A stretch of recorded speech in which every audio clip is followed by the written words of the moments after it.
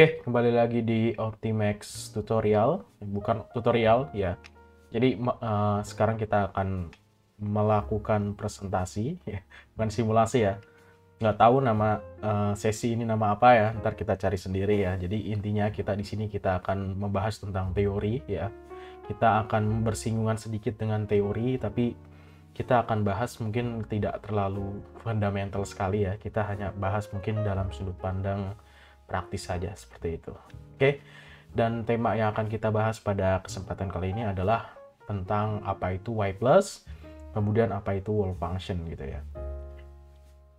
Oke, untuk overview-nya ya, jadi apa saja sih yang akan kita bahas, nanti kita akan bahas tentang apa itu, kita mulai dengan apa itu no slip condition, kemudian apa itu velocity profile, kemudian apa hubungannya antara bentuk velocity profile dengan turbulensi, kemudian nanti teman-teman juga bakal tahu apa itu Y+, apa itu U+, ya kan, kemudian apa itu wall function, kemudian apa hubungan mesh dengan Y+, itu kita harus milih berapa ya pada simulasi, kemudian gimana cara berubah Y+ menjadi first layer thickness. Nah, itulah yang akan kita bahas di kesempatan kali ini. Oke?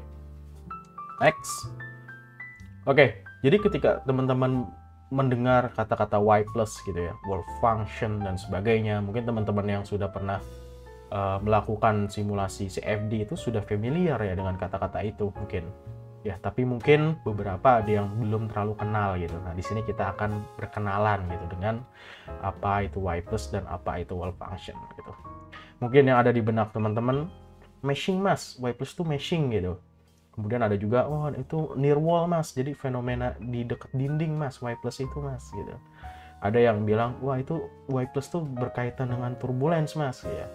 Kemudian ada yang bilang juga Y+ itu berkaitan dengan first layer thickness gitu, seperti itu. Nah, sekarang kita akan coba ya memahami apa itu arti dari Y+ itu sendiri itu apa gitu, kata-kata Y+, kemudian apa itu wall function gitu, supaya nanti ketika kita melakukan simulasi kita benar gitu dalam memilih nilai Y+, kemudian dalam menerapkan wall function dan sebagainya gitu, seperti itu. Oke, sekarang kita overthinking dulu nih ya. Jadi kita bayangin ya, jadi teman-teman butuh refreshing gitu. Kemudian teman-teman akhirnya pergi ke pinggiran sungai gitu di tengah kota, duduk di pinggir sini sebelah kanan ya, di sini duduk, kemudian overthinking gitu ya, berpikir gitu kan, merenungi gitu kan, merenungi aliran fluida ya, aliran air di atas sungai gitu, seperti itu. Ya, teman-teman merenung di situ ya, melihati aliran-aliran sungai gitu ya. Terus teman-teman memperhatikan setiap partikel-partikel fluida yang ada di sungai tersebut, aliran-alirannya, kecepatannya ya kan, kemudian juga mengalir dari mana ke mana gitu, seperti itu. Nah, teman-teman tahu sendiri bahwa aliran sungai kalau teman-teman amati kan, dia tuh mengalir dari tempat tinggi ke tempat rendah ya. Jadi dari atas ke bawah sini ya kalau kita punya sungai seperti ini gitu, seperti itu. Nah, kalau teman-teman perhatikan, kalau teman-teman overthinking ya, berpikir berlebihan ya, teman-teman bisa amati bahwa ternyata ya aliran sungai itu ya, itu di tengah itu alirannya relatif lebih kencang gitu dibandingkan dengan aliran sungai di samping gitu, di dekat dinding sungainya, di dekat tepi sungainya gitu, seperti itu. Jadi teman-teman bisa lihat gitu bahwa ternyata aliran di tengah sungai itu, di tengahnya itu kencang gitu pas dia turun dari atas ke bawah ya, itu alirannya tuh jauh lebih kencang gitu. Sedangkan di bagian pinggirnya nih sebelah kiri di sini alirannya itu lambat. Kemudian juga teman-teman bisa lihat, bisa amati bahwa aliran di sebelah kanan juga dia itu lambat gitu, seperti itu. Oh mas nggak percaya mas ya, kalau teman-teman nggak percaya silahkan teman-teman dulu ya, habis kayak kecil lu kan suka main perahu kertas gitu. Nah, silahkan teman-teman letakkan perahu kertas gitu di tengah sini ya, satu, kemudian di pinggirnya di sini satu ya, sebelah kiri satu, kemudian teman-teman taruh juga tuh di sebelah kanan satu lagi gitu. Jadi teman-teman punya 3 perahu kertas gitu. Nah, kira-kira teman-teman balapan nih antara ketiga perahu kertas. Kira-kira yang duluan sampai sini garis finish, misalkan garis finishnya di bawah sini. Kira-kira yang keberapa, yang di mana? Yang sebelah kiri, tengah, atau kanan? Pasti yang menang adalah sebelah bagian tengah itu. Ya, karena apa? Karena kecepatan fluida, ya, kecepatan air di tengah ini jauh lebih cepat gitu dibandingkan dengan kecepatan di bagian sisi kiri dan sisi kanan gitu. Seperti itu. Oke, jadi seperti itu ya. Oke, karena kita di sini backgroundnya adalah engineering, ya kita lebih suka menyatakan, membahasakan ya, aliran-aliran sungai ini bukan dalam lembaran-lembaran puisi gitu. Jadi kita akan lebih suka gitu menggambar ya, menyampaikan ya bahasa-bahasa aliran yang ada di sungai ini dengan bahasa matematis ya, dengan menggunakan vektor ya, vektor kecepatan dan sebagainya gitu. Oke, sekarang kita akan coba memetakan kecepatan sungai ini dengan menggunakan vektor kecepatan gitu ya, dengan menggunakan tanda panah. Nah, di sini teman-teman bisa langsung tahu kan bahwa di tengah ini kan kecepatannya sangat tinggi, maka teman-teman menggunakan vektor tanda panah gitu, teman-teman tanda panahnya akan jauh lebih panjang ya di sini. Kemudian nanti di sebelahnya ya, di bagian sini nih, lokasinya di sini, karena kecepatannya jauh lebih rendah, maka tanda panahnya jauh lebih kecil ya. Karena ya di sini misalkan sebagai contoh, di tengah ternyata kecepatan alirannya 10 meter per detik gitu. Jadi artinya tadi kalau teman-teman naruh perahu di sini, maka dia per detiknya itu ya, per setiap detiknya itu 10 meter gitu, kencang ya. Seperti itu. Nah, nanti kalau perahu yang ditaruh di sini, perahu kertas yang teman-teman taruh sini, dia itu akan jauh lebih lambat gitu ya. Berdasarkan hukum fisika ya. Seiring dengan mendekati wall, dia akan melambat gitu. Jadi dia per detik itu cuma 9 meter ya, 9 meter per second gitu. Kemudian perahu yang di sini nih, itu nanti juga akan jauh lebih lambat lagi gitu. Dia 1 detiknya cuma 6 meter doang ya, 6 meter per detik kecepatan perahu kertasnya gitu. Kemudian di ujung lagi nih, nanti makin lambat lagi. Misalkan di sini sebagai contoh, di ujung sini hampir mepet itu cuma 1 meter per second. Lambat sekali gitu kecepatan perahu kertas punya teman-teman. Nah, nanti kalau teman-teman naruh perahu kertas di sini ya di ujung, tepat di tepinya gitu, tepat di mana teman-teman nongkrong ya, di situ pasti ya berhentilah ya kan, karena teman-teman taruh di dindingnya gitu ya. Jadi hampir tidak ada pergerakan sama sekali.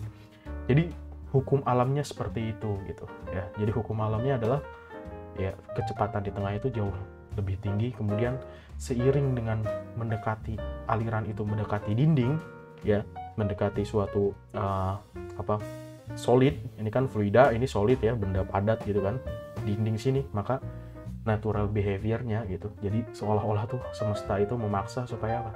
Supaya di sini tuh nol gitu ya, supaya di sini berhenti gitu. Tapi di tengahnya dia akan berjalan mulus dengan lancar gitu, seperti itu. Oke? Jadi seperti itu ya.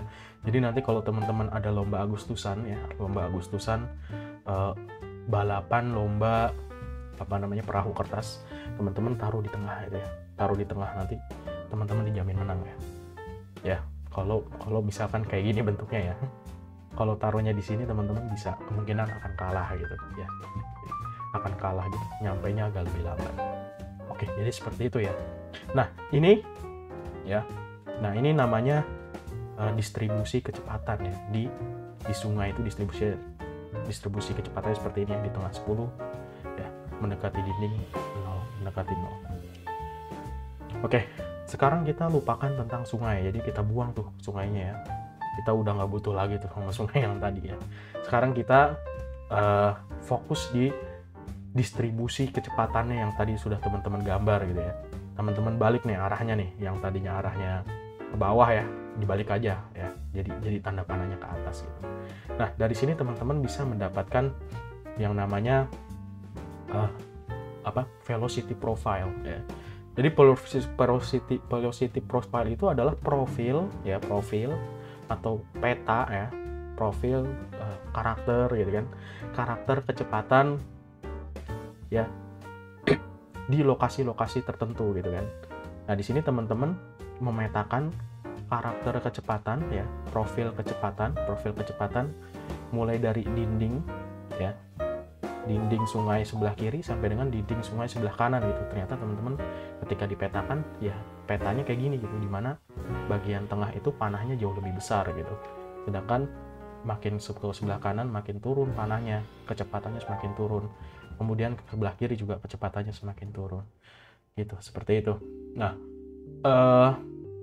Nah, kondisi seperti ini, kondisi di mana si dinding itu memaksa ya menetapkan gitu kecepatannya itu 0, pasti 0, itu namanya no slip condition gitu ya. Jadi no slip condition adalah kondisi di mana kecepatan fluida di dinding itu 0 ya. Jadi realitanya ya di dunia nyata seperti itu, bahwa dinding itu ya kecepatannya itu adalah 0. Jadi di dinding ini ya kecepatan fluidanya itu mendekati 0. Itu namanya no slip condition gitu.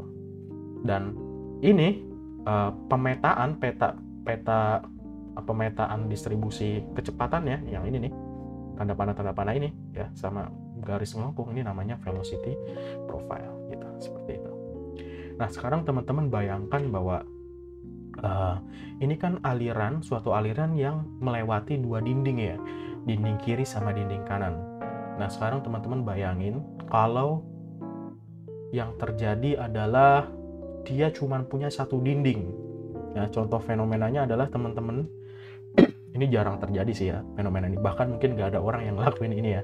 Jadi teman-teman misalkan punya meja gitu ya, ya mejanya anggap aja kebalik ya simulasinya ya. Nah, punya mejanya kebalik nih kayak gini nih. Nah, terus teman-teman kasih hair dryer di sini ya, hair dryer, kemudian teman-teman blowing ini udara di sini, udara mengalir kan dari hair dryer ini ya, kemudian udara tersebut mengalir di atas meja ini, meja yang miring ya. Oke. Nah, si meja ini kan dia akan menjadi dinding ya kan, sebagai dinding dari aliran hair dryer yang ada di atasnya. Nah, teman-teman di sini bisa, kalau teman-teman petakan dengan velocity profile, nanti velocity profile-nya karakteristiknya kira-kira ya seperti ini gitu, sama kayak gini, cuman kayak gini gitu, kebelah jadi dua gitu. Nah, dimana kecepatan jauh dari dinding itu kenceng gitu, jadi udaranya itu kenceng sekali gitu. Nah, terus nanti mendekati dinding dia kenceng juga nih, di sini kenceng, lama-lama mendekati dinding dia kecepatannya hilang ya, dekati 0, tepat di dinding kecepatan udaranya berhenti gitu ya. Nah, oleh karena itu misalkan teman-teman pengen lomba kapas gitu ya, jadi teman-teman ngelepas kapas, misalkan di sini nih taruh kapas di atas, di tengah, atau di bawah misalkan ya, di dekat dinding, misalkan lomba gitu sama teman-teman punya adik gitu, lomba kapas gitu, jauh-jauhan kapas misalkan, kira-kira teman-teman bakal milih yang mana gitu biar menang? Ya pilih di sini gitu. Nanti pas di sini naruh kapas, piung gitu kan, kapasnya kelempar jauh lebih cepat daripada teman-teman misalkan naruhnya di bawah. Kenapa? Karena di bawah dia porsi kecepatannya itu sangat kecil sekali gitu. Bahkan kalau di dekat dinding, dekat lantai itu punya peluang untuk berhenti gitu ya. Berhenti karena apa? Bergesekan dengan dinding itu sendiri ya, fluidanya. Oke. Tadi kita membahas tentang velocity profile ya. Jadi teman-teman ini udah paham ya bahwa ini tuh artinya apa gitu ya. Velocity profile itu ya artinya distribusi kecepatan ya, mulai dari dinding sampai menjauhi dinding. Oke, sekarang teman-teman kita akan bahas di luar konteks ini. Kita akan sedikit membahas dulu tentang turbulence gitu. Jadi sebenarnya aliran turbulence itu definisinya macam-macam ya teman-teman, banyak sekali definisinya gitu. Ada yang bilang alirannya yang tidak stable, ya ada yang bilang chaotic, ada yang bilang random, ada yang bilang muter-muter ya. Whatever lah ya. Yang penting di sini kita tidak akan membahas tentang turbulen dari sudut pandang dari sudut pandang tadi ya, aliran yang melingkar gitu. Kita tidak bahas seperti itu ya. Di sini kita akan bahas tentang makna turbulen dari segi Reynolds number gitu ya, dari Reynolds number gitu. Oke. Nah, sekarang kita akan bahas dulu Apa itu Reynolds number? Jadi Reynolds number itu adalah perbandingan antara gaya inersia sama gaya viskos. Nah, sekarang kita akan bahas nih, apa itu gaya inersia, apa itu gaya viskos. Gaya inersia itu adalah gaya dorong gitu. Teman-teman belajar fisika dulu ya, F sama dengan M kali A gitu. M kali A itu gaya inersia namanya gitu. Jadi misalkan teman-teman di sini lagi pindahan kos gitu ya, yang mahasiswa lagi pindahan kos, terus ngedorong box ya, ngedorong box, kemudian boxnya itu meluncur ya. Nah, ketika boxnya itu meluncur dengan gaya yang diberikan teman-teman, nah meluncurnya box itu M dikali A gitu, gaya inersia gitu ya. Dorongannya itu gaya inersia. Nah, ketika teman-teman lagi enak-enak nih, boxnya itu ngeluncur ke depan gitu kan, teman-teman ya ada gaya inersia ke depan, dorongan, nah ada menghambatnya gitu di lantai ya. Gaya hambatnya apa ya? Gaya gesek si box itu dengan lantai yang ada di bawah gitu, seperti itu. Oke, nah jadi gaya inersia itu ya itu dorongannya, sedangkan gaya gesek itu bisa juga diistilahkan kalau di fluida itu namanya gaya viskos gitu, atau gaya gesek. Jadi gaya gesek tuh sama kayak gaya viskos lah, kira-kira seperti itu. Nah, jadi Reynolds number itu perbandingan antara gaya dorongan teman-teman, dorongan si box itu ya, si box itu kan maju tuh kedorong ya, dibagi dengan dibagi dengan gesekannya gitu, dibagi dengan viskosnya. Kalau misalkan Reynolds number 1 sama dengan 1, artinya gaya inersia sama viskos sama gitu. Misalkan di sini 100, di sini 100 ya. Artinya apa? Si box ini nggak jalan sama sekali gitu. Jadi Reynolds number sama dengan 1 itu artinya gaya inersia sama dengan gaya gesek, artinya nggak bakal bergerak ya. Si box ini nggak bakal bergerak nih kalau si box ini Reynolds numbernya 1 gitu. Tapi kalau Reynolds numbernya 10 ya, 10, kalau Reynolds number 10 artinya kan 10 banding 1, artinya inersianya 10, viskosnya 1, artinya dia bakal maju nih, inersianya 10, berarti 10 Newton banding 1 Newton gitu, berarti dia bakal maju ke depan gitu. Terus Reynolds numbernya tinggi nih ya, Reynolds numbernya tinggi nih ya, Reynolds numbernya tinggi, misalkan 100, misalkan Reynolds numbernya tinggi nih 1 juta gitu, artinya 1 juta banding 1, artinya gaya inersianya 1 juta, gaya viskosnya 1 ya kan.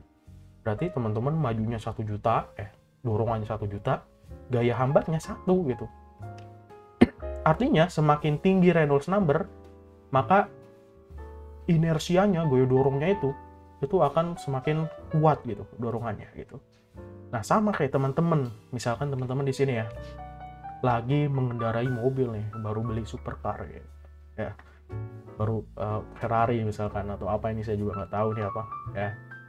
Baru beli supercar, terus teman-teman kasih tuh gaya inersia maju gitu ke depan dengan menginjak pedal gitu ya, menginjak gas gitu, maju dengan kecepatan sangat tinggi gitu, sampai dengan Reynolds numbernya tinggi nih, inersianya sangat tinggi gitu kan, lagi berkendara gitu. Nah, saking tingginya ya, teman-teman jadi out of control gitu ya, jadi sulit mengontrol mobilnya, jadi mobilnya tuh jadi nggak stabil gitu, kanan kiri bergetar gitu kan ya kan. Nah, itulah mengapa kalau teman-teman bergerak dengan kecepatan tinggi ya, artinya gaya inersianya tinggi, artinya Reynolds numbernya tinggi, teman-teman jadi nggak stabil mobilnya gitu, susah mengendalikan kanan kiri, bergerak kanan kiri ya. Nah, kalau di aliran sama kayak gitu juga, kalau alirannya sangat tinggi ya, gaya inersianya sangat tinggi, melaju kencang misalkan alirannya gitu, nanti alirannya jadi stable, nggak stabil gitu, kanan kiri jadi muter-muter, jadi turbulen jadinya gitu. Sama teman-teman juga kalau ngendarain mobil ya, kemudian tancap gas ya, kasih gaya inersia tinggi gitu ya, nah teman-teman nanti out of control, bergerak tuh mobilnya kanan kiri nggak stable gitu. Itu turbulence yang dihadapi oleh teman-teman kalau teman-teman ya memiliki gaya inersia yang tinggi gitu. Beda halnya kalau misalkan teman-teman berkendara mobil, tapi berkendara mobilnya itu direm ya, pakai gaya gesek gitu ya, ada gaya geseknya ya. Kalau gaya geseknya besar ya, teman-teman injek pedal rem ya, gaya geseknya jadi besar, Reynolds numbernya berkurang, teman-teman bisa jadi lebih stabil lagi, jadi bisa ngontrol gitu ya mobilnya gitu ya, bisa lebih stabil lagi ya. Nah, itu tadi kalau misalkan representasi dari Reynolds number, ya, representasi dari benda padat ya. Nah, tapi di sini yang kita akan bahas adalah Reynolds number ya, pada aliran gitu ya. Nah, kalau pada aliran ya sama gitu. Jadi teman-teman bayangin tadi ketika lagi nongkrong di pinggir sungai gitu kan, teman-teman bayangin di sini ada deretan partikel gitu. Sebenarnya semua fluida itu kan sifatnya partikel ya. Partikel cuman kecil banget. Jadi bayangin aja teman-teman ambil sampel nih sederet ini ya, menganggap fluida itu sebagai sebuah partikel yang saling apa ya, berderet lah seperti itu ya, samping-sampingan gitu ya, seperti ini. Nah teman-teman bayangin ya, ketika si fluida itu dia lagi mengalir ke bawah ya, punya dorongan ya akibat gravitasi ya kan, dia punya dorongan inersia ke bawah nih, lagi enak-enak ngalir dari dataran tinggi ke dataran rendah gitu katanya ya. Nah, lagi enak-enak dapat gaya inersia, dorongan ke bawah ya, mengalir ke bawah. Tetangga teman-teman sebelah kiri sama sebelah kanan kegesek gitu. Jadi diri teman-teman yang menjadi partikel di sini ya, itu kegesek dengan tetangganya gitu. Ya sehingga apa ya? Ya berkurang, jadi kecepatan inersia teman-teman tuh jadi berkurang gitu.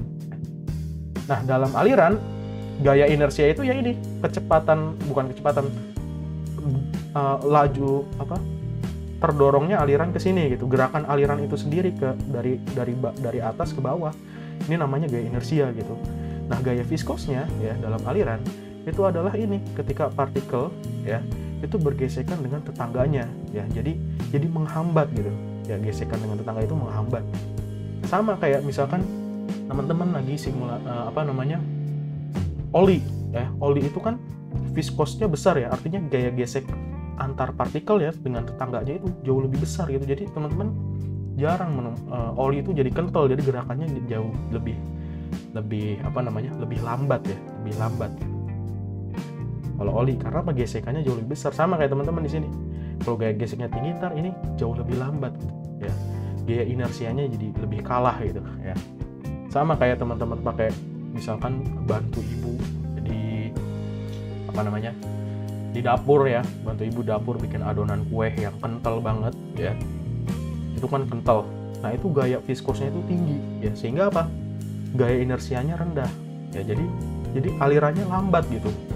Teman-teman nggak pernah kan beda teman-teman ngaduk benda yang kental sama benda yang sangat cair gitu, pasti lebih kacau aliran yang sangat cair ya. Tapi kalau yang kental dia nggak lemot, lambat gitu ya, seperti itu ya. Jadi ya itu tadi ya, kesimpulannya adalah kalau gaya inersia sangat tinggi ya, dan gaya inersia itu kalah dengan viskos ya, sangat tinggi sekali gitu kan, dan viskosnya, gesekannya itu yang menghambatnya itu sangat kecil, maka aliran menjadi turbulen gitu. Artinya kalau Reynolds number-nya tinggi ya, inersianya kan menang, berarti kan inersianya menang, maka aliran jadi unstable gitu. Sama kayak teman-teman tadi, mobil melaju kecepatan tinggi sulit dikontrol gitu, bergetar, kacanya mulai getar dan sebagainya gitu. Jadi seperti itu ya. Jadi itu konsep dari turbulen dengan Reynolds number. Oke.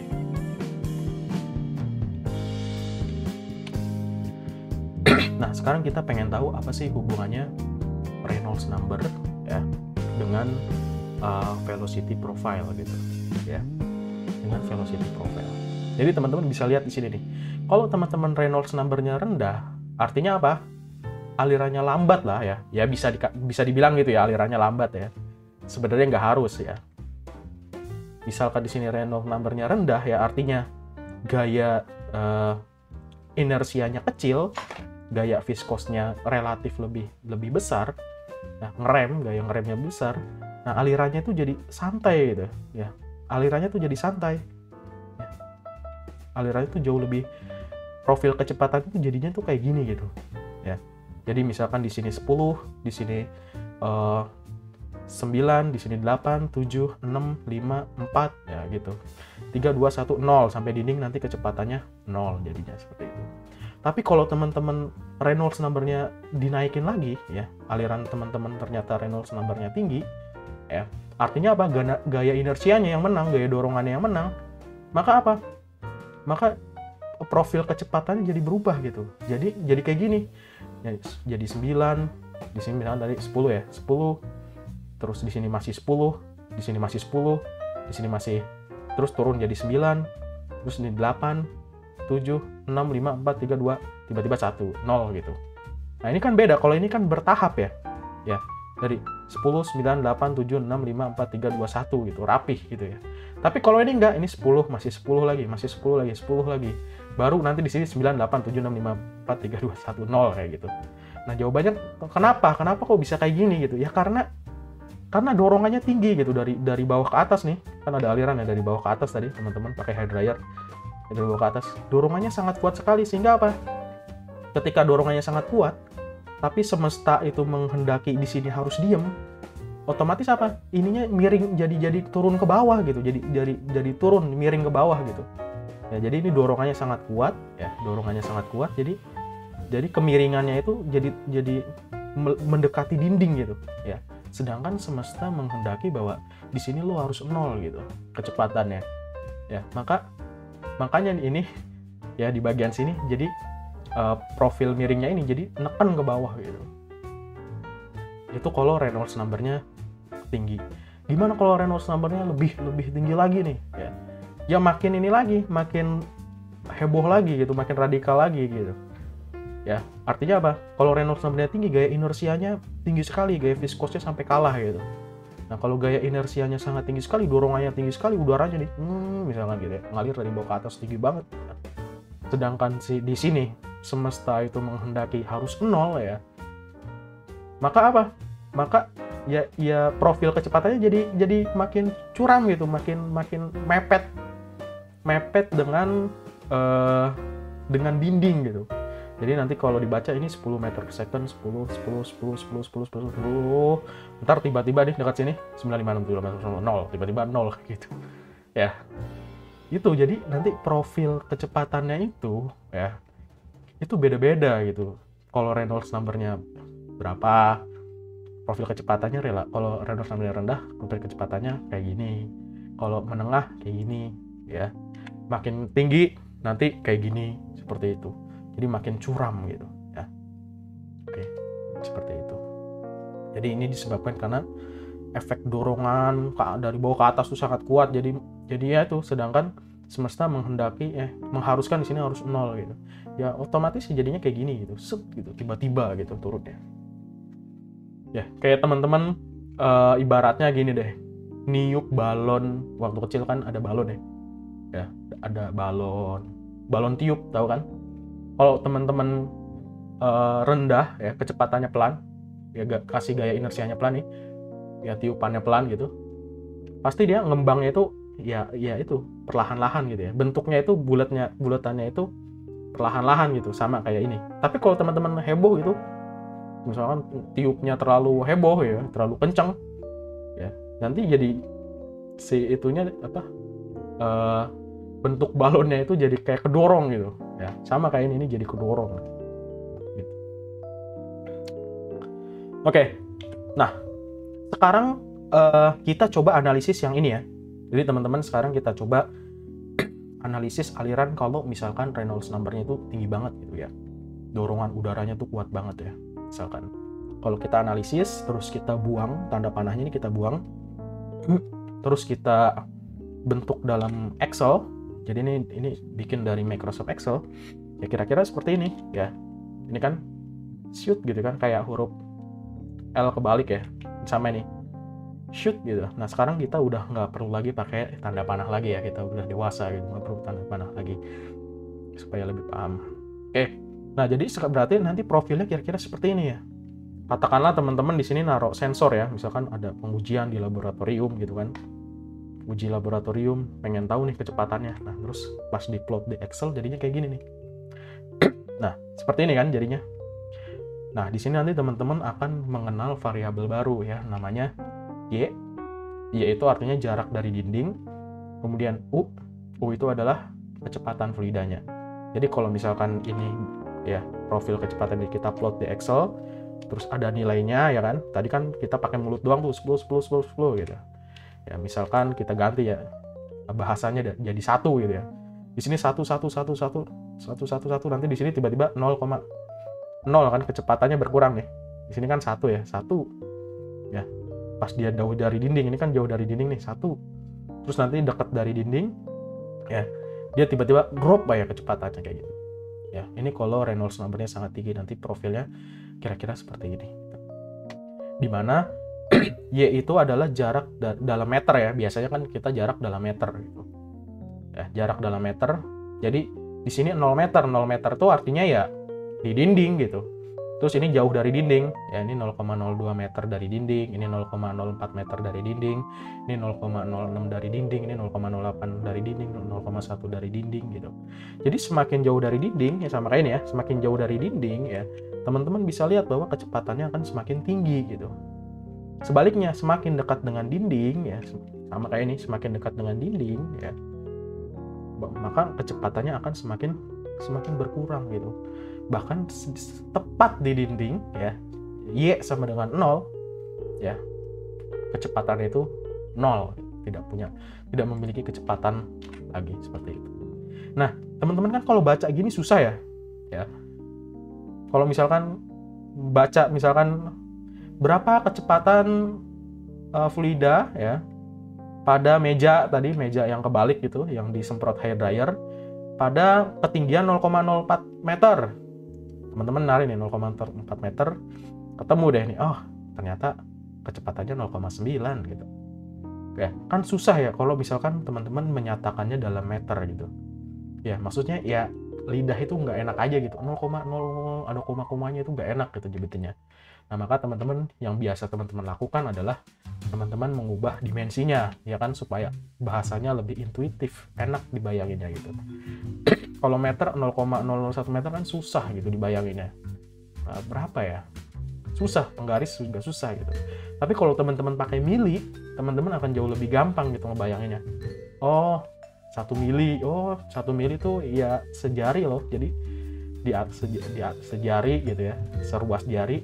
Itu kecepatannya seperti ini gitu, jadi jauh lebih gampang.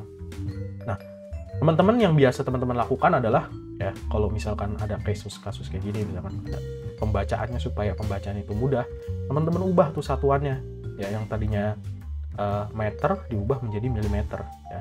Ini kalau dirubah milimeter kan jadi berubah nih ya, yang tadinya 0, 0,02 di sini berubah jadi 0, 20, 40, 60, 80. Nah, lihat skalanya jadi berubah ya enggak. Nah, terus kecepatannya juga sama, ini kan susah nih, 0,02 meter per second kan susah tuh. Kita lebih suka nggak ada komanya gitu. Ya, karena kalau nggak ada komanya lebih intuitif gitu. Ya. Contoh di sini 200 mili per second, kita enak nih. Oh, 200 mili ya, per second. Oh, artinya setiap secondnya dia bergerak 200 mili gitu. Kita bisa bayangin 200 mili itu seberapa panjang. Tapi kalau 0,2 meter agak-agak susah gitu ya, terkadang gitu. Makanya teman-teman ubah nih supaya teman-teman lebih nyaman ya. Ubah nih velocity profile-nya ya, satuannya dari meter per second jadi milimeter per second. Ininya juga berubah nih ya. Yang tadi 0,2 meter per second, jadi kalau dalam milimeter per second jadi 200. Kemudian dari 0,4 jadi 400 ya. Tinggal dikali 1000 aja ya. Ya udah, teman-teman akan lebih mudah kalau misalkan baca grafik di kanan. Apakah yang kiri salah? Ya nggak salah, dua-duanya benar gitu kan. Ini cuman beda dimensinya aja gitu ya. Jadi teman-teman seperti itu.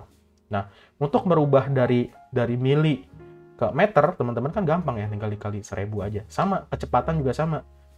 Teman-teman pengen rubah kebalik ya. Untuk merubah kecepatan jarak Y dari meter ke mili, teman-teman kan gampang, tinggal dikali 1000. Sama kayak misalkan teman-teman pengen merubah kecepatan dari meter per second diubah ke milimeter per second, dikali berapa? Dikali 1000. Oke.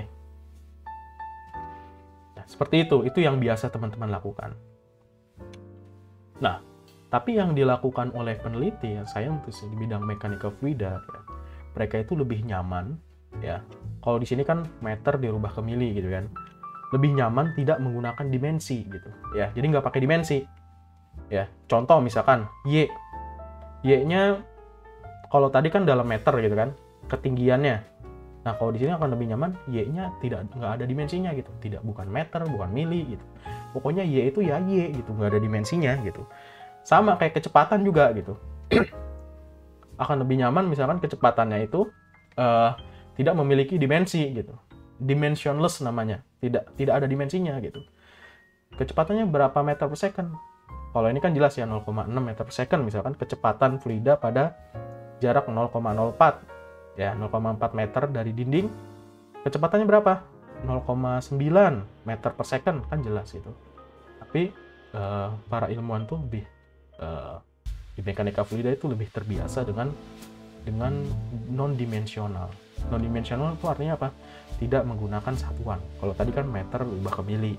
Nah, sekarang kita ngubah dari meter per second, coba kita ubah ke tidak memakai satuan sama sekali gitu. Pokoknya kecepatan ya kecepatan gitu. Nggak ada satuannya. Kecepatannya berapa? 5 ya 5.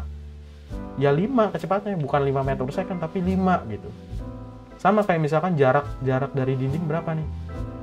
Ya, jarak dari dinding berapa? Misalkan biasanya kita menyebut 0,04 meter loh gitu. Tapi sekarang kita tidak pakai meter-meter lagi gitu. Kita nggak pakai dimensi, jadi dimensinya dihilangkan gitu. Supaya apa? Pertama alasannya adalah supaya lebih mudah. Yang kedua sebenarnya ada alasan lain gitu ya. Cuman terlalu kompleks ya kalau kita jelaskan ke sini. Ya, alasan lainnya adalah supaya dia independen dari variabel ini ya, kecepatan, kemudian densitas, viskositas dan sebagainya. Gitu. Ya. Tapi intinya teman-teman di sini tahu aja gitu ya, bahwa mengubah dari yang tadinya ada dimensi menjadi tidak ada dimensi sama sekali ya, yaitu tujuannya untuk mempermudah aja ya. Intinya untuk itu aja lah pokoknya gitu. Nah, oke. Nah, sekarang kalau misalkan kita ubah ya, kita hilangin misalkan yang tadinya meter, terus kita pengen ubah ke nggak ada dimensinya. Nah, jarak dari dinding Y, di sini kan Y ya dalam satuan meter. Kalau kita ubah ke nggak ada satuannya dihilangin ya, maka itu namanya Y plus gitu, Y plus atau Y plus lah kalau cek orang Sunda kan. Ya, jadi Y plus gitu. Nah, sama juga U dalam satuan meter per second. Kalau meter per secondnya kita hilangin ya, jadi U plus gitu ya, U plus ya, jadi seperti itu. Nah, karena dirubah tidak menjadi skalanya, jadi tidak ada nih, meter per secondnya jadi tidak ada, ini meternya juga jadi hilang, otomatis skalanya juga berubah ya kan, nih skalanya ya gitu, seperti itu. Nah, kalau tadi teman-teman kan untuk merubah meter ya, untuk merubah meter menjadi mili teman-teman dikali 1000 ya kan. Nah, sekarang pertanyaan adalah untuk merubah meter ya, Y dalam meter menjadi Y plus, itu faktornya berapa? Kalau tadi kan faktor pengalinya 1000, ini faktornya apa nih? Ya kita anggap aja kayak faktornya itu ya awan gitu ya, faktornya awan, kita nggak tahu faktornya berapa ya, cuman awan itu pasti ya, hampir dipastikan bahwa dimensi awan ini adalah 1 per M sepermeter ya nggak, karena Y itu kan dalam meter. Supaya si Y plus ini tidak ada dimensinya ya, maka si Y dalam meter ini harus dikali berapa? Harus dikali 1 per M. M dibagi M habis hilang, jadi tidak ada dimensinya gitu. Nah, dalam analisis non dimensional ya, nah, nilai dari awan ini itu ini rho U dibagi viskositas ya. Coba aja teman-teman analisis ini, pasti dimensi dari ini pasti 1 per M ya kan. Rho kan densitas kan kilogram per meter pangkat 3 ya kan, dikali kecepatan meter per second dibagi dengan viskositas kan kilogram per meter dikali second. Ini kalau teman-teman coret dimensinya, ini dimensi dari awan adalah 1 per M ya, 1 per M. 1 per M dikali M, hilang M-nya, jadi non dimensional gitu. Nah, begitulah ya cara merubah YM menjadi Y plus itu adalah dengan apa? Tinggal YM dikali awan gitu, dimana nilai awannya ini ya, nanti ubah deh jadi Y plus gitu, jadi namanya Y plus. Nah, sama juga yang namanya mengubah kecepatan dalam meter per second menjadi U plus, ya, kecepatan tidak memiliki dimensi. Faktornya apa? Kalau tadi kan faktornya 1000 ya.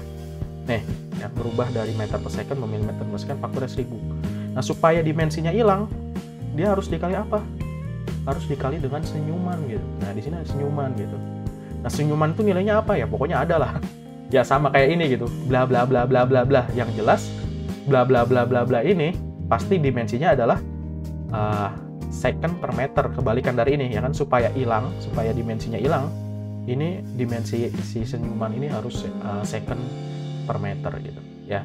Jadi otomatis untuk merubah U dalam meter per second ke U yang tidak ada dimensinya ya, teman-teman dikali senyuman aja gitu, bla bla bla ya. Nggak tahu lah, pokoknya sesuatu lah seperti itu. Nah, pas diubah otomatis skalanya jadi berubah nih. Ya, lihat teman-teman. Yang tadinya skalanya 0 sampai 1 ya di sini. Ya, teman-teman bisa lihat bahwa kecepatannya jadi 0 sampai 20 malah. Ya, jadi seperti itu. Nah, sekarang kita akan lebih prefer menyatakan velocity profile tuh ya dengan ini, dengan grafik sebelah kanan. Karena apa? Karena lebih intuitif, lebih mudah gitu. Makanya nanti teman-teman ketika ditanya tentang Y plus gitu, coba tentukan misalkan kecepatan fluida pada saat Y plus 50 gitu. Ya udah tinggal 50, dicek nih. Oh, ternyata saat 50 ya kecepatannya adalah 15 gitu. Ya, 50 apa? 50 meter? Enggak ya, pokoknya 50, jaraknya 50 gitu. Nggak ada meter, nggak ada mili gitu. Kecepatannya berapa saat 50? Pokoknya kecepatannya 15. 15 apa? 15 meter per second. Ya bukan, pokoknya 15 aja kecepatannya. Karena ini dimensinya udah hilang gitu. Udah nggak punya meter, nggak punya milimeter, dan sebagainya. Oke, jadi teman-teman, ya itu. Ya. Tapi secara umum, jadi grafiknya, kurvanya itu masih sama ya. Nah, masih sama kayak ini kan. Semuanya masih sama gitu. Yang beda itu cuman apa? Cuman skalanya. Nah, para peneliti itu ya ternyata menemukan konsistensi gitu. Ya. Jadi aliran apapun ya di kecepatan berapapun ya, tentu di kecepatan berapapun tentu nanti akan bergantung dengan Reynolds number-nya gitu. Tapi pada umumnya ya pada kecepatan berapapun pasti profilnya itu kecepatannya gini-gini lagi gitu. Di semua kecepatan, hampir di semua karakteristik aliran pasti kayak gini lagi. Kalau misalkan ditanya, wah pada aliran di sono, di sungai ya tadi kan, aliran di sungai, kecepatan mendekati dindingnya berapa? Di Y sama dengan 20. Oh, kecepatannya 800. Gitu. Misalkan dibawa lagi ke tempat lain, ke kasus yang berbeda ya, bukan aliran sungai. Aliran tadi hair dryer misalkan, aliran di hair dryer.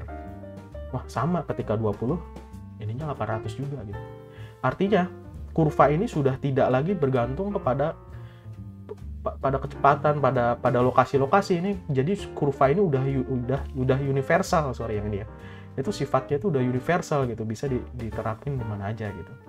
Ya. Seperti itu. Nah, jadi sekarang profilnya kayak gini ya. Nah. Oke. Nah, supaya gampang dibaca ya, sebaiknya kita menggunakan skala logaritmik ya. Nah, misalkan kita kan pengen tahu nih, tadi kan kurvanya kayak gini ya, Y plus sama U plus nih, dimensinya udah hilang gitu.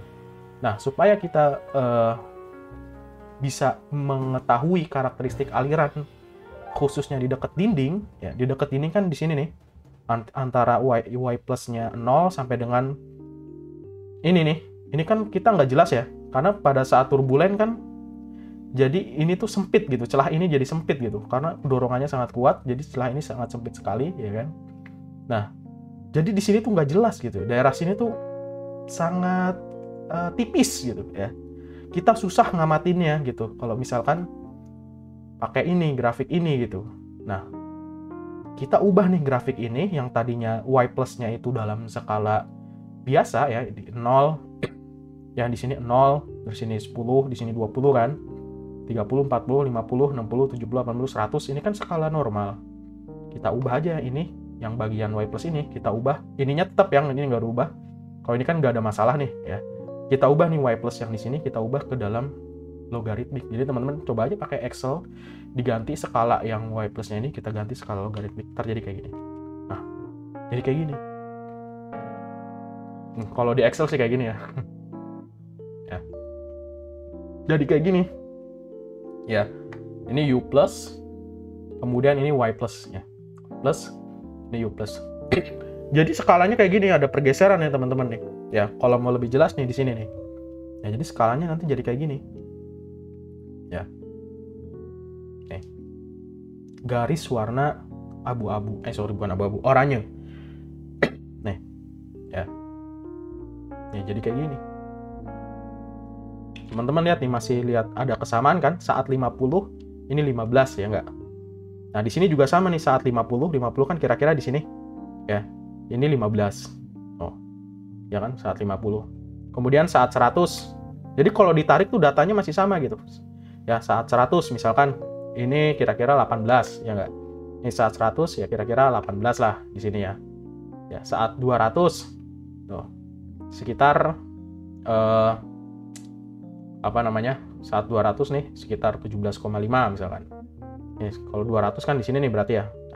Nah ini skalanya adalah skala logaritmik ya, di mana karakteristik skala logaritmik itu digunakan untuk digunakan pada daerah zona-zona tipis gitu ya.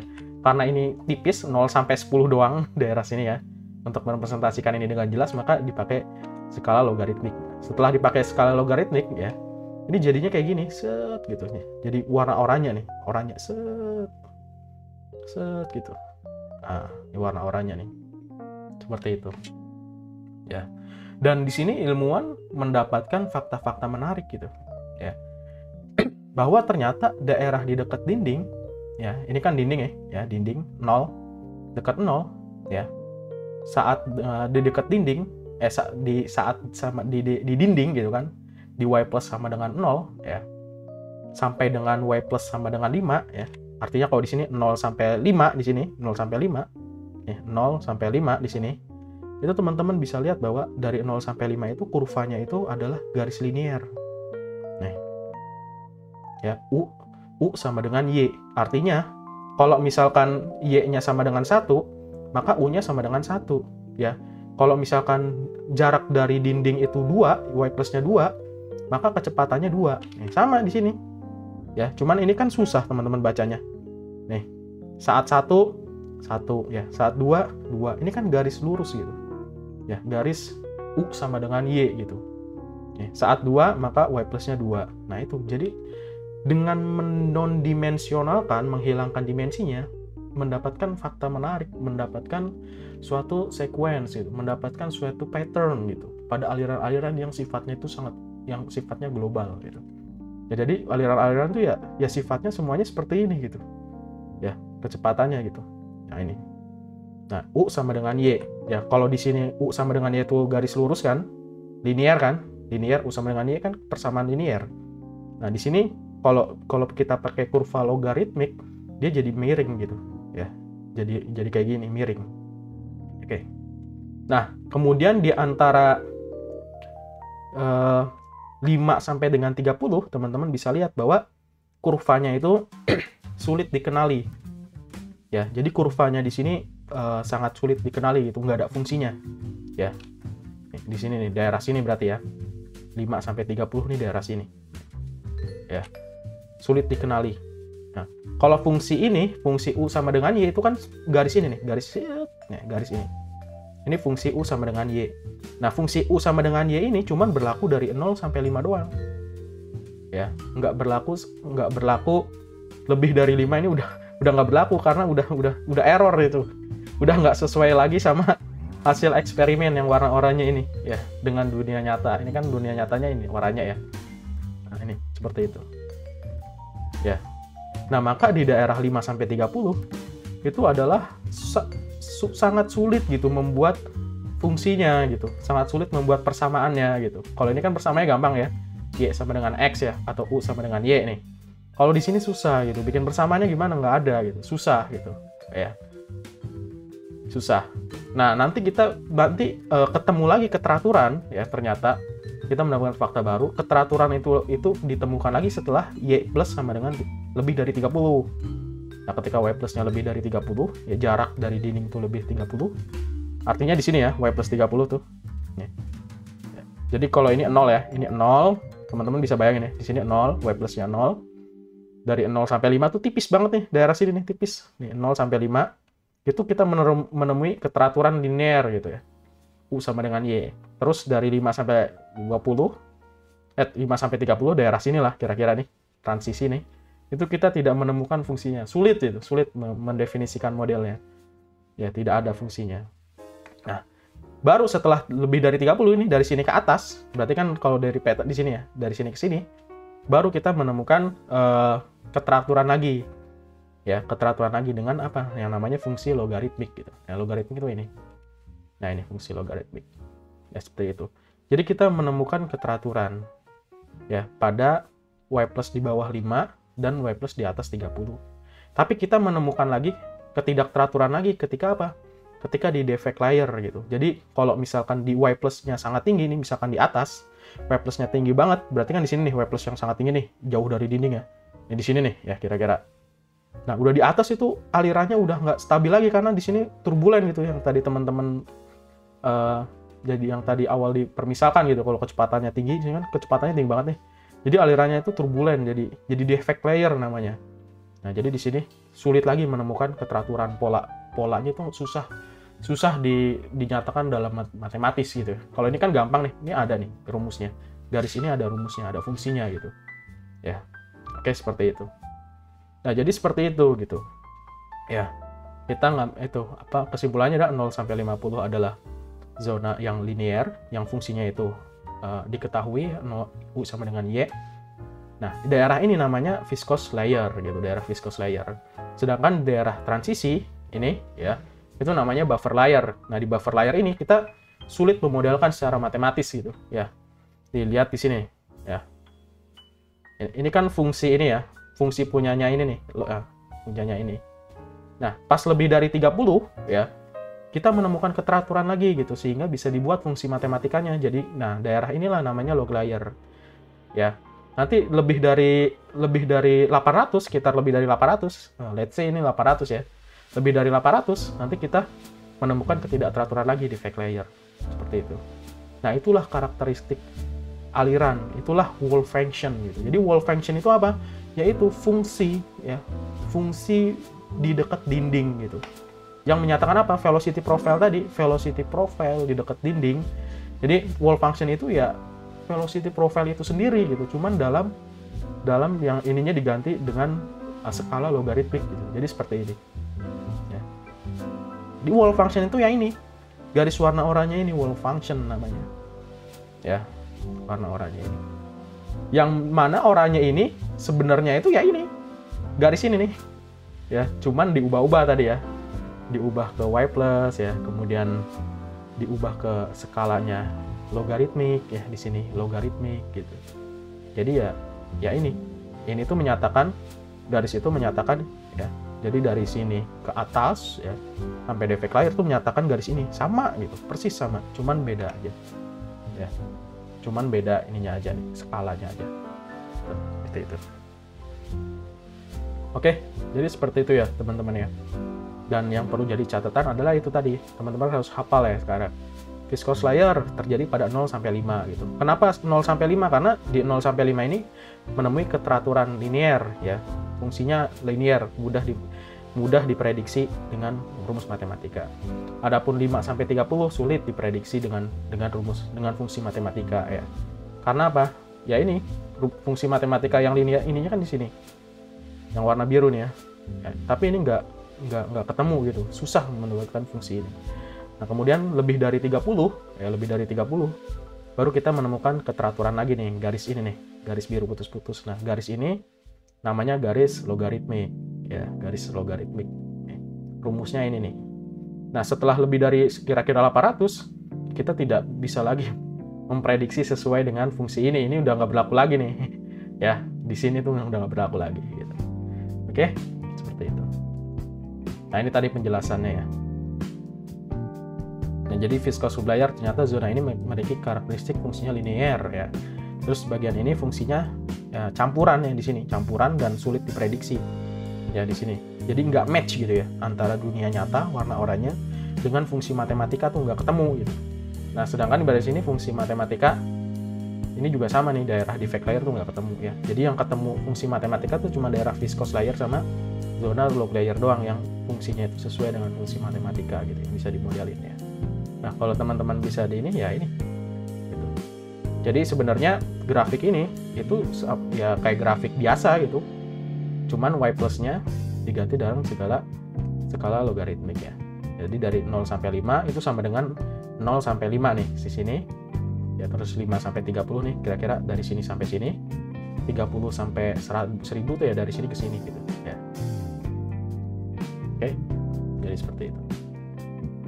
Nah sekarang pertanyaannya, kalau tadi kan kita analisis pada Reynolds number yang sangat tinggi ya bentuknya itu kita pelajari gitu. Nah gimana kalau grafiknya, kalau Reynolds number-nya misalkan rendah gitu, Reynolds number-nya turun misalkan ya, dia masih turbulen ya, tapi belum masuk ke aliran yang ini nih ya, yang belum masuk ke laminar gitu. Terus gimana nih gitu. Nah kalau misalkan kalau misalkan Reynolds number-nya rendah ya, yang terjadi adalah dari karakteristik alirannya adalah dari 0 sampai dengan ini tuh masih sama gitu, dari 0 tuh masih sama gitu ya. Jadi karakteristik alirannya adalah kalau Reynolds number-nya rendah, nanti defect layer-nya jadi turun, gitu ya. Jadi misalkan teman-teman punya aliran ya, punya niup tadi, hair dryer-nya kecepatannya sangat tinggi. Kalau kecepatannya sangat tinggi, nih kurvanya nih warna oranye, dari sini warna oranye gitu. Terus misalkan hair dryer-nya kecepatannya dikurangin ya, artinya Reynolds number-nya berkurang. Kalau Reynolds number-nya berkurang, nanti karakteristik wall function-nya itu jadi kayak gini. Defect layer-nya itu jadi maju gitu, maju ke depan. Ya, jadi maju ke depan ya. Jadi zona log layer-nya di sini ya, model yang bisa dimodelkan itu cuman sempit ya, dari sini sampai sini doang. Dari 30 sampai 300. Kalau tadi kan 30 sampai 800 ya. Ya, dari 30 sampai 800 punya fungsi matematikanya gitu. Tapi kalau misalkan Reynolds number-nya rendah ya, Reynolds number-nya rendah, nanti dia turun gitu ya, defect layer-nya tuh jadi lebih turun ke bawah, jadi daerah log layer-nya jadi sempit gitu, dari 30 sampai dengan 300 doang misalkan ya. Kalau misalkan Reynolds number-nya rendah lagi ya udah nanti lebih turun lagi gitu ya, di sini gitu. Jadi log layer-nya itu jadi apa ya, jadi kecil gitu ya, jadi zonanya tuh jadi sempit gitu. Nah itu seperti itu. Oke. Nah sekarang kita pengen tahu apa sih hubungan antara Y plus ya dengan mesh gitu. Jadi kalau misalkan ditanya Y plus itu apa ya, dari teman-teman udah paham bahwa Y plus itu sama kayak satuan meter panjang gitu jarak ya. Y plus itu artinya jarak dari dinding gitu, tapi nggak punya satuan. Jadi sesederhana itu gitu ya, tidak ada rumus-rumus aneh lah seperti itu. Y plus itu adalah jarak dari dinding, sederhana itu, tapi nggak punya satuan gitu. Nah, saat tahap meshing, kita perlu menentukan nilai Y plus pada sel pertama gitu. Ya, jadi ketika kita melakukan meshing, kan, teman-teman udah asumsinya di sini udah familiar ya dengan proses meshing. Meshing itu, ya misalkan kita ngambil meshing di sini ya, ini ada kita melakukan simulasi, terus kita melakukan meshing. Meshingnya ini bertingkat-tingkat ya, misalkan ya. Di sini sel paling ini ada sel yang paling dekat dengan dinding. Ya, kemudian ini sel kedua, ini sel ketiga, kemudian ini sel keempat gitu. Nah, ketika kita simulasi, kita perlu menentukan si dinding pertama ini, ya si sel pertama ini, itu Y plus-nya berapa? Iya, ya enggak? Kalau misalkan sel kita kecil, ya sel kita kecil nih, tingginya kecil, berarti Y plus-nya kecil. Ya, kalau sel kita tinggi, ya tinggi besar, sel kita besar nih kayak gini, berarti Y plus-nya besar, ya enggak? Y plus itu diukur dari mana? Y plus itu diukur dari dinding ke sini, ke titik tengah selnya. Nih teman-teman bisa lihat nih, ini misalkan Y plus sama dengan 1, ya ini Y plus sama dengan 1 itu dari sini ke sini. Itu artinya berarti jarak dari dinding ke atas ini 1 gitu. 1 apa mas? Ya 1, nggak ada satuannya, bukan meter, bukan mili gitu. Kemudian yang bagian bawah sini nih, yang bagian sini, ini contoh misalkan kita punya mesh yang besar. Kalau meshnya gede, bogem gitu ya, selnya ukurannya besar, di dekat dinding ukurannya besar, maka si Y plus yang pertama ini, ya berarti Y plusnya berapa? Berarti Y plusnya adalah 40 gitu. Y plus sel pertama. Ya, jadi Y plus itu sebenarnya bukan karakteristik punya sel yang pertama ya. Ya sel kedua juga punya Y plus. Ya, Y plusnya berapa? Ya berarti di sini 100 gitu kan, lebih tinggi. Di sini Y plusnya berapa?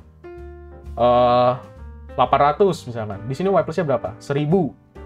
Kayak gitu. Jadi masing-masing sel punya Y plusnya gitu. Karena apa? Masing-masing sel punya jarak ke dinding gitu. Cuman yang dimaksud dengan Y plus di sini, kalau teman-teman ditanya menentukan Y plus yang dimaksud adalah menentukan Y plus pada sel pertama gitu. Ya, menentukan Y plus pada sel pertama. Gitu, seperti itu. Mas, kenapa sih harus pusing-pusing menentukan Y plus pada sel pertama gitu, sel pertama kita yang dekat dinding gitu ya? Jawabannya adalah nanti akan mempengaruhi profil kecepatan itu sendiri gitu. Contohnya di sini, teman-teman bisa lihat. Kalau misalkan kita pilih Y plusnya 1 artinya kan jarak pusat sel pertama ke dinding itu dekat ya kan. Kemudian selnya sama dengan 1 dekat kan. Maka teman-teman di sini velocity profile-nya bisa dilihat nih, ya kan? Kan setiap satu sel dia kan punya satu kecepatan, ya nggak? Nih, setiap sel nih. Ya. Sel ini misalkan yang paling atas nih kecepatannya tadi 10 ya, 10 meter per second. Terus sel yang bawah punya nilai kecepatan 9. Ya, kemudian sel ke sini punya 8. Nah, kemudian ini punya sekian, nah gitu. Jadi satu sel itu akan menyimpan satu nilai kecepatan, satu tanda panah gitu ibaratnya. Itu ya, setiap sel itu. Nah, sekarang kalau misalkan kita punya sel yang sangat kecil ya, sangat kecil di sini, nanti dia bisa membentuk velocity profile sesuai dengan kenyataan gitu. Jadi velocity profile-nya itu ya smooth gitu. Ya, teman-teman bisa lihat sendiri di sini ya. Jadi velocity profile-nya itu ya sesuai gitu. Tapi kalau misalkan teman-teman selnya sangat besar, ya sangat besar, lihat nih. Nanti di sini ya contohnya Y plus-nya sangat besar, selnya sangat besar nih, ya Y plus sel pertamanya sangat besar. Ini bisa lihat nanti di sini kayak patah-patah gitu, patah. Yang dimana itu tidak bisa mengcapture fenomena ini, ya kelengkungannya. Nah ini bisa dilihat ya. Kalau langsung patah, ya ini kan ini langsung patah nih, patah gitu. Berarti teman-teman nggak bisa mengcapture ini kelengkungan ini secara akurat, nggak bisa mengcapture itu, karena teman-teman langsung loncat gitu. Ini kan harusnya smooth gitu ya. Seharusnya kan kayak gini nih sebelah kanan ya. Harusnya kan kayak gini nih ya. Tapi kalau misalkan Y plus teman-teman sangat tinggi gitu, dia langsung patah gitu. Tuk gitu. Nggak miring dulu kayak gitu. Jadi nanti kalau Y plusnya sangat tinggi, itu nanti bisa jadi nggak akurat gitu. Alasannya apa? Ya alasannya ini. Ya teman-teman bisa lihat sendiri di gambar ya. Kalau selnya sangat padat di sini, sangat kecil Y plusnya, teman bisa lihat gitu. Ini lebih mendekati kenyataan gitu. Masuk akal. Tapi kalau misalkan Y plusnya tinggi, teman-teman bisa lihat nih, dari sini langsung lompat gitu. Terus harusnya kan di sini smooth, miring gitu. Miringnya smooth gitu. Nah, gitu. Nah, artinya kalau kita Y plusnya sama dengan 1 nih di sini, artinya kita bisa mengcapture ini nih, fenomena viscous layer nih. Nih, viscous layer nih bisa tercapture dengan sempurna nih dari sini. Ya, itu bisa tercapture secara sempurna gitu. Tapi kalau Y plus kita 40, tingginya 40 nih, tinggi sel pertamanya 40. Nih, 3 langsung lompat ke 40. 40 kan di sini nih. Ya, kira-kira di sini. Maka daerah sini, nih, daerah dari 40 ke bawah, itu ya nggak akurat gitu.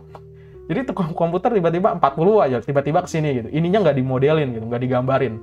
Nanti nggak akurasinya kurang bagus gitu. Nanti teman-teman kalau menghitung coefficient of lift salah, coefficient of drag salah, nggak akurat gitu. Kalau teman-teman nilai Y plus teman-teman tinggi gitu. Ya. Kalau Y plusnya 1 bisa teman-teman lihat nih.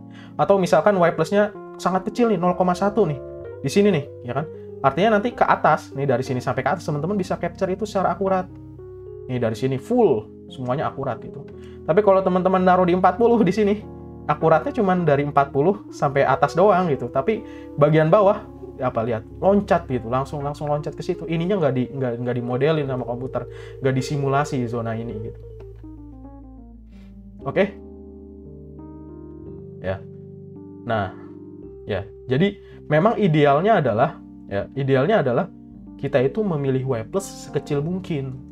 Ya, 0,1, 0,2, 1, 2 ya, gitu. Rule of thumb-nya sih dia di bawah 5 lah gitu. Rules-nya gitu ya, di bawah 5 gitu. ya. Oke. Nah, tapi sekarang teknologi simulasi sudah berkembang gitu. Jadi contohnya ANSYS Fluent ya. ANSYS Fluent itu punya teknologi namanya wall treatment. Jadi wall treatment itu adalah walaupun dia pada dasarnya ya setiap sel itu kan menyimpan satu nilai nih, walaupun Y plusnya 40, jadi si ANSYS Fluent itu bisa ngebengkokin sendiri lah ibaratnya. Ngebengkokin sendiri velocity profile-nya di sini nih. Velocity profile yang ada di sini nih. Ya, jadi dia bisa ngebengkokin sendiri. Nah, itu upaya untuk membengkokkan ini di sini nih namanya wall treatment gitu, supaya sesuai. Ya, supaya sesuai nih, ya. Ini kan bengkok nih. Ya, nggak loncat gitu. Nah, itu namanya wall treatment. Ya, nanti ada scalable wall treatment, ada standar wall function. Ya. Kemudian ada SWT ya, standard wall treatment. Kemudian ada scalable wall treatment, ya. Kemudian ada enhanced wall treatment juga ya, EWT gitu. Ya, itu banyak sekali. Itu tidak kita bahas di sini gitu. Yang kita bahas adalah sebelah ini aja nih ya. Intinya adalah kalau mau akurat simulasinya, maka sel pertamanya itu harus ditempatkan di Y plus serendah mungkin. Supaya apa? Supaya tercapture fenomena viscous layer-nya di sini ya. Kemiringan viscous layer ini kan kemiringan viscous layer. Nih, kalau kita 40 loncat dia. Loncat aja. Ya, kemiringan ini nggak tercapture. Oke. Jadi seperti itu. Nah, sekarang gimana caranya? Tadi kan kita harus menentukan Y plus-nya nih, Y plus pada sel pertama gitu. Caranya gimana, Mas? Kan di simulasi nggak masukin Y plus. Yang dimasukkan di dalam simulasi, ya, pada saat tahap meshing, kita kan mau meshing nih sel pertama nih. Bukan Y plus-nya yang kita masukin. Tapi yang kita masukin apa? Ketinggian. Nih, ukuran selnya. Ya, ukuran selnya. Ketinggian selnya, sorry, dari sini ke sini itu berapa? Gitu. Jadi setelah teman-teman memilih Y plus-nya, misalkan, Mas, saya pengen akurat nih. Saya pilih Y plus 1 misalkan. Berarti langkah teman-teman selanjutnya adalah mengubah Y plus yang tadinya dengan bahasa Y plus ya. Y plus itu kan non-dimensional gitu. Ya satu aja gitu. Tapi kan itu kan susah ya. Nah, teman-teman harus merubah dulu nih. Nilai Y plus sama dengan 1. Ya, setelah teman-teman pilih nih, oh berarti aku pengen akurat gitu simulasinya ya. Ya. Aku pilih 1 lah misalkan. Ya, kita pilih 1 gitu. Nah, terus langkah teman-teman berikutnya adalah merubah Y plus ini menjadi sesuatu yang di-convert ke dari kesini ke sini kan 1 ya. Di-convert ke tinggi atau tebal sel pertama gitu, atau first layer thickness. Ya, jadi Y plus ini harus di-convert ke first layer thickness. Kalau teman-teman udah milih 1, nah berarti teman-teman pertanyaan berikutnya adalah ini harus berapa nih supaya Y plusnya 1 gitu. Tebelnya harus berapa? Nah, itu dengan menggunakan kalkulator aja ya. Ya, dengan menggunakan kalkulator aja. Dimana teman-teman harus menginputkan tadi ya velocity ya. Ingat tadi kan di Y plus ya. Y plus itu kan teman-teman supaya jadi non-dimensional teman-teman harus apa? Harus dikali rho, dikali U dibagi dengan viskositas. Makanya teman-teman di sini harus dikali itu tadi parameter tadi. Densitas, viskositas ya, velocity, kecepatannya. Terus teman-teman juga menentukan length-nya, panjangnya ya. Ini untuk menentukan boundary layer sebenarnya. Gitu, seperti itu. Terus teman-teman tadi masukin Y plus-nya berapa, length-nya berapa, panjangnya. Ya, kalau misalkan airfoil kan chord-nya, misalkan airfoil panjangnya 1 meter, teman-teman masukin 1 di sini ya. Tergantung length scale-nya, panjangnya misalkan. Atau mobil misalkan panjang simulasi mobil, teman-teman simulasi mobil panjangnya kira-kira 10 meter, maka di sini masukin 10 meter. Terus teman-teman di sini masukin kecepatannya. Ya, kecepatan ini bulk velocity ya. Kecepatannya kira-kira yang didominasi itu nanti ketika hasil simulasinya keluar, ini kira-kira aja gitu. Ya, kecepatannya. Oh, ya. Kan teman-teman ketika melakukan simulasi kan udah punya data kecepatan tuh. Ya, udah masukin aja di sini. Terus masukin viskositasnya. Ini contohnya misalkan udara ya, ini viskositas udara. Kemudian ini densitasnya, teman-teman juga masukin densitasnya gitu. Kemudian Y plus-nya. Masukin mau berapa ya. Supaya akurat ya dekat 1 gitu. Nah, ketika Y plusnya udah dapat, nanti teman-teman bisa langsung dapat first layer thickness. Nah, inilah nanti yang teman-teman kopas gitu, di copy ke paste, terus di copy, di paste di software simulasi ya, first layer thickness-nya itu berapa mili gitu. Cuma di sini dalam meter ya. Ya, seperti itu. Nah, inilah yang pentingnya nanti dikopas. Kalau ini udah dikopas, ya, ini artinya mewakili ya. Artinya supaya Y plusnya teman-teman jadi satu, maka ketinggian selnya harus segini gitu. Ya, kalau teman-teman ketinggian selnya seperti ini, berarti nanti teman-teman diprediksi akan berhasil mengcapture fenomena ini, fenomena viscous layer, fenomena ini. Ya, jadi profil kecepatan itu belok gitu, bengkok sesuai dengan kondisi sebenarnya.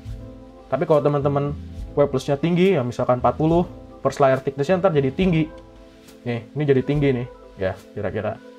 Ya ntar otomatis langsung loncat gitu, ngeloncatin fenomena-fenomena di bawahnya. Gitu. Walaupun sebenarnya di software simulasi sebenarnya nggak gini-gini amat, sebenarnya ada otomatisnya gitu, ya. Sebenarnya gitu, punya wall treatment gitu, ya. Cuman sebaiknya kalau mau simulasi yaitu Y plusnya 1 gitu, ya. Oke, nah teman-teman kalau misalkan mau mengubah dari Y plus ya, yang udah teman-teman tentukan sendiri ke ketebalan sel first layer thickness di sini, teman-teman bisa mengunjungi ini ya, website Optimax ya, portal simulasi, bisa menuju ke simulation calculator, teman-teman tinggal masuk aja di sini ya. Nah, di sini juga tersedia berbagai macam kalkulator ya untuk simulasi ya. Ada heat transfer, ada humidity kalau teman-teman mau simulasi humidity ya. Jadi kita Optimax benar-benar serius ya untuk mengedukasi selalu Civitas Academia Engineers di Indonesia gitu. Ya sedikit iklan ya, nggak apa-apa. Oke, jadi seperti itu. Terus terakhir kesimpulannya berarti apa? Jadi Y plus pada dasarnya adalah suatu parameter yang menyatakan jarak dari dinding. Jadi sesederhana itu gitu. Sama kayak teman-teman nanya, ini jarak dari dinding berapa meter? Ya Y plus tuh itu. Ya. Jauh dari dinding aja gitu. Tapi nggak punya dimensi. Nah, kemudian wall function merupakan fungsi. Ya, wall function itu apa sih? Wall function itu ya ini, garis ini nih. Ya. Ya, di garis ininya. Ya. Atau bisa juga sama juga nih ininya nih. Nah, ini wall function juga. Velocity profile ini wall function namanya. Ini wall function nih garis ini ya. Atau fungsi matematikanya juga bisa. Kemudian berdasarkan penelitian, kecepatan fluida pada Y plus 0 sampai 5 itu memiliki karakteristik linear. Nah, ini viscous layer. Ya. Jadi teman-teman kalau pengen simulasinya mengcapture fenomena ini viscous layer detail ya. Ya, fenomena kemiringan kecepatannya sampai sini, maka teman-teman harus pilih Y plusnya 0 sampai 5 gitu supaya bisa mengcapture fenomena ini. Viscous sublayer. Ya, dimana karakteristiknya itu linear. Lurus. Kemudian kecepatan fluida pada Y plus lebih dari 30 memiliki karakteristik logaritmik. Nih. Ya. Ini punya fungsi yang namanya fungsi logaritmik. Ya. Kemudian nilai Y plus antara 5 sampai 30 itu sulit diprediksi karena daerah transisi. Ya. 5-30 ya, itu fungsinya tidak memiliki fungsi matematika yang definitif gitu ya. Ya, walaupun sebenarnya nanti ada treatmentnya. Nah, ada kalau pakai enhanced wall treatment ya, itu nanti bisa inilah bisa fit gitu persamaan ininya. Kemudian sebaiknya tidak pilih Y plus di zona abu-abu ya.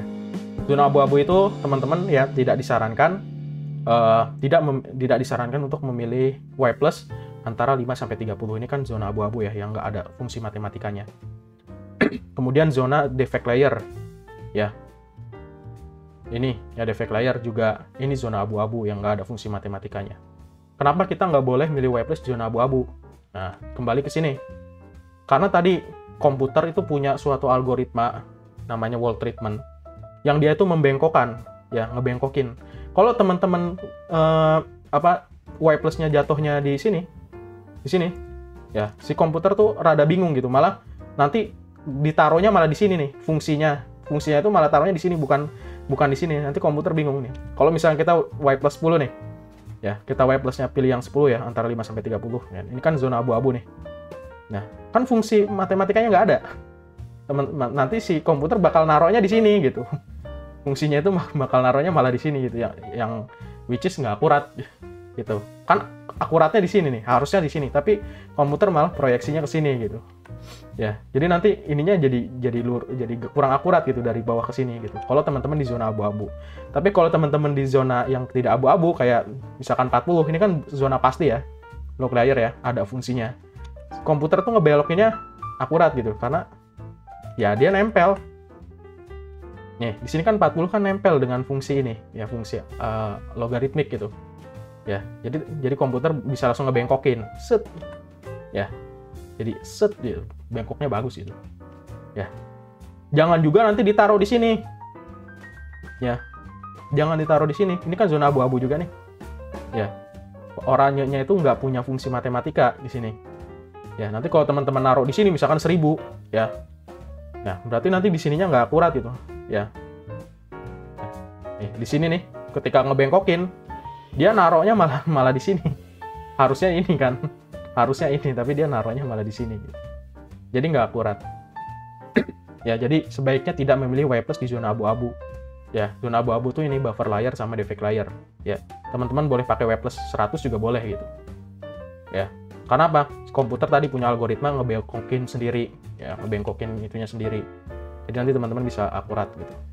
Tapi kembali lagi, kalau mau bagus banget ya, teman-teman harus 0,11 gitu loh. Y+ yang dipilih. Kemudian untuk Reynolds number yang cukup rendah, tidak disarankan untuk memilih Y+ yang tinggi misalkan. Misalkan contoh, kita Reynolds number-nya rendah nih. Ya. Kita disarankan tidak disarankan untuk memilih Y+ tinggi. Kita pilih misalkan 500, di sini kan 500 nih. Jangan. Kalau Reynolds number-nya rendah, jangan milih 500. Kenapa?